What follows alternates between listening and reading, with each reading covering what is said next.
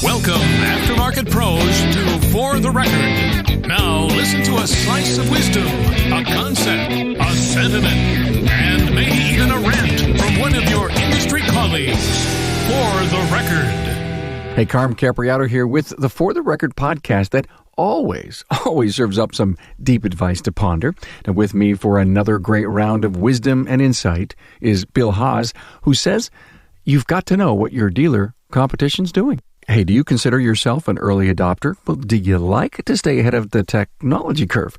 Well, if your answers are yes, then FlexCheck Auto is designed for you. Not only is the FlexCheck Auto digital vehicle inspection platform flexible and 100% customizable to your shop's needs, it's the most innovative DVI software available.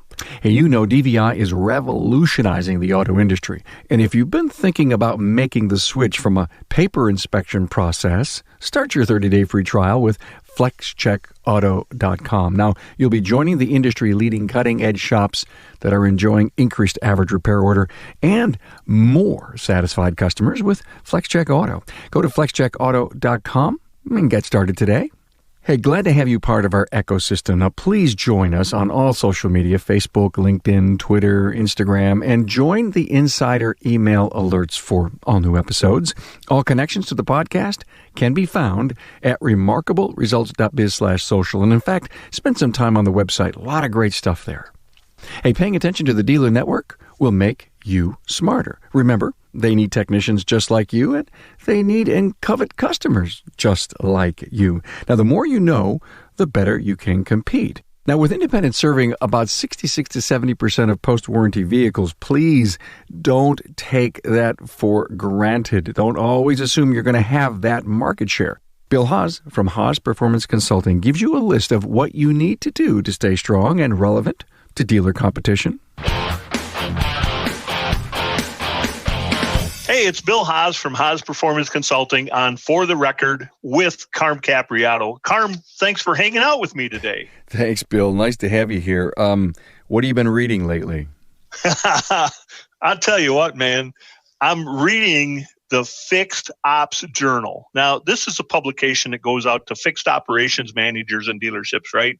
And so I know what you're thinking. You're thinking, well, why is this guy that does training and coaching and consulting in the aftermarket reading a publication for fixed operations managers? Well, here's why.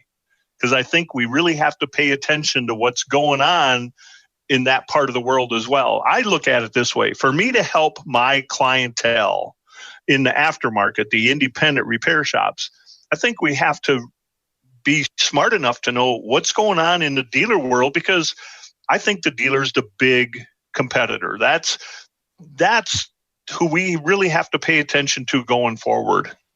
We're not competing with other independent shops. Other independent shops are going to do really well. They're going to continue to learn. They're going to continue to flourish. But when it comes to a lot of aspects of our business, some challenges that we have in the business, when it comes to marketing, there's no way that we have the marketing power that a dealership does. No, we don't. When it comes to talent, we always talk about it, the technician shortage. And by the way, that's going to be another For the Record that we're going to do. We're going to talk about the technician shortage, but not today. But what's interesting is on the talent side of things, who has the ability to offer more money and offer more benefits? Well, the dealer does. Okay. But I'm reading this Fixed Operations Journal, and I got to tell you, I run across this headline that blows me away. And this headline says that by survey, 3 out of 4 vehicle owners prefer dealership service. And I'm like, whoa, Bill. New information. Bill, we keep hearing that 70% prefer the independent. Yeah, exactly, right? So I'm thinking, and this kind of falls in line with what I've talked to you about so many times, right? Influence, right? Here's what's really interesting when you dive into this article and you read it and understand. So in July, so this is really recent. This is just this July, this organization polled over 16,000 people that had recently visited service department and new car dealership. Well, what do you think the results of that are going to be? Of course, it's going to be in the favor of the dealer. It's going to be in the favor of the dealer, right? It's an exit poll. I mean, that's why they go there. Right. Of course, I love these guys. If you're going to the dealer service department and I call you up a week later, a month later, I don't care what it is, and say, hey, where do you take your car for service? And I say, well, I go to the service department. What do you expect the results to be? So my point in this is we've got to be careful, because this is another one of those influence things, right? This could be the kind of thing that in our publications, what we expect the aftermarket to read, if this were in there, this would scare the heck out of everybody, right? They go, oh my gosh, the world's ending, no more customers. I mean, oh my gosh, look at this. I mean, not only that whole conversation about telematics and all of that, but it's like, now this is where people prefer to go. But I got an idea. This may be a really good thing, better than you ever thought, Bill, because the dealers are now, wow, look at that. And they won't pay attention to their external competition. Well, I think you're absolutely right. And I think this is why it's important for us to pay attention to what's relevant for us. Yeah. And they're going to pay attention to that, right? So now the dealer looks at this and goes, wow, we're doing great. I mean, look at this. We are over the hump now. We're getting 3 out of 4 people prefer to come to us. Well, you read the article, and a little bit deeper in the article, it goes back to a study that was done in 2018 by Cox, Cox is a big consulting company in the dealer world, right? Yep. And so from their study, they just simply tell us flat out that they found in their study that just 3 out of 10 dealership service visits are for out-of-warranty vehicles. There you go. There's the number. So there's your 70%, Carm. The math still works. Yeah. 70% of vehicle owners are still going outside the dealership network for out-of-warranty repairs. Yeah. So 3 to 5 years, we've got those vehicles from the people, from vehicle owners. And, Bill, when I was at TTF in Detroit this year, Ford and GM came up and says, we need you guys. Oh, absolutely they do. We influence how if people continue to buy the vehicle, because you have a very powerful relationship with these people. Right.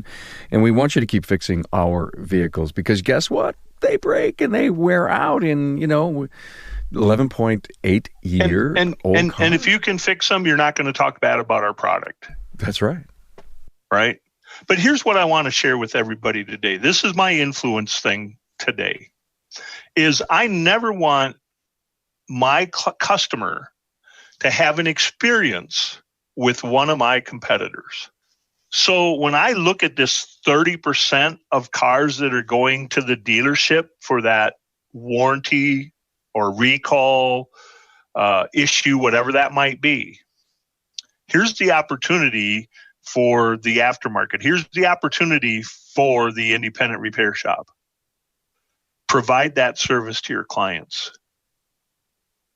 When let your customers know that if they ever get a notice from a manufacturer that their car has a recall or a warranty, tell them to bring the car to you, and you will take it to the dealer, and you will have the warranty, the recall performed, and you'll pick up the car when it's done, and they only come to your store. I never want them going to the dealership for a lot of reasons. One is I know they're not going to have a good experience.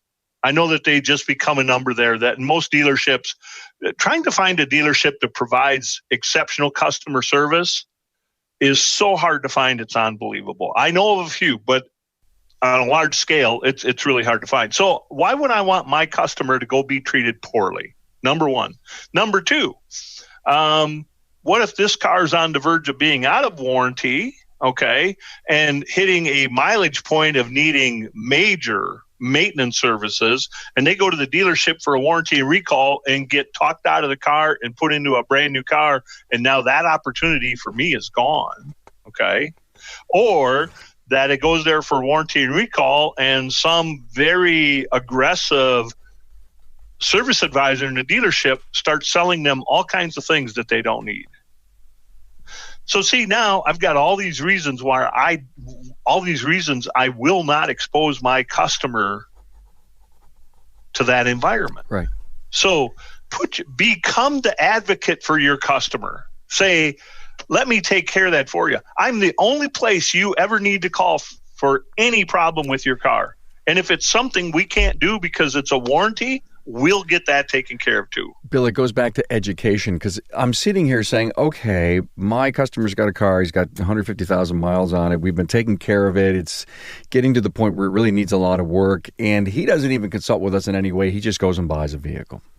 Right. So he has this second vehicle, and he brings that to the shop. And he says, oh, by the way, I bought a brand new car. Good, great. That whole education piece, pre-buying the car, saying, don't worry, hey, listen, if you're ever in the mood for a new car, I'd be more than happy to, give you my opinion, because we see a lot coming in. But Sure. Never forget, this is your point, never forget, we still want to be the home to it, even though it's under warranty. We want to do your oil changes. We want to help you with any kind of recalls. And that goes back to something, Bill, that I keep hearing so much about, customer education. Yep. In so many different ways. Great point. Yeah. So don't be afraid of everything you read. Make sure you understand where the information's coming from. Okay. Yeah. And then use it to your advantage. Yeah, you can make numbers work any way you want. Absolutely. And I guess I'm glad that Fixed Ops told these guys to sit back, get comfortable, get in the Barca Lounger, have a beer. Right. Relax. Everything's good. 3 out of 4 people prefer to come to you and be treated like crap. I would love to, get the survey that people coming out of a ball game or something, or in a mall, really they don't have any specific tendency. They're not showing tendency. Right. How could they commission a survey like that? I don't know. It's above your pay grade, and they should be fine. It's above my pay grade, but I'm sure there's a lot of reasons. I mean, these guys have to make sure that they keep getting a paycheck, right? And what do you do when your technicians are jumping ship at the dealership, right? I mean, don't you have to say, hey, wait a minute, why would you want to leave here? Look at people prefer to come down. You're thinking about going to an independent shop. Nobody wants to go there. 3 out of 4 people want to come here. This is where we'll keep you busy here. Well, I think there's a lot of reasons for it, but hanging out with Carm for the record this morning, I hope this was something you got some insight from and a little different perspective. And just remember, pay attention to what you're reading and do what you have to do well to be relevant for your clients. Bill Haas for Haas Performance Consulting, signing off.